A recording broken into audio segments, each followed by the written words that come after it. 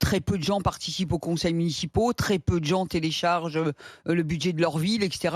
Et très peu de gens finalement s'intéressent au budget qui est disponible sur le site des finances publiques. La proposition de Bayrou, elle pourrait être intéressante si on n'avait pas le passé qu'on a. Des citoyens qui s'intéressent pas beaucoup à la question des finances, sauf quand ça touche leur porte-monnaie et souvent de manière personnelle et pas collective, Il pas dans s'agit le des sens de impôts, quoi, en l'intérêt fait. général ni du bien commun, mais pour eux-mêmes. On fait pas un référendum pour proposer du sang et des larmes, mais pour proposer comment on va découper le camembert de l'argent qui rentre et comment on fait en sorte que d'où il rentre et comment il sort. Ça, ce serait une excellente idée que chaque année, on puisse présenter aux Français la façon dont on gère les finances publiques et la façon dont on va demander aux gens de faire des efforts. Là, on arrive un peu comme, on veut peut-être nous utiliser comme faire-valoir pour nous dire, écoutez, c'est simple, on va tous devoir casquer, on va juste être transparent sur qu'est-ce que vous allez casquer en plus, parce que tous les jours, ils cherchent des sous quelque Mmh. part. Et cette démocratie liée au fonctionnement de l'État, aux dépenses publiques, etc., elle a deux coupables. Elle a le citoyen qui s'y intéresse jamais, sauf pour râler,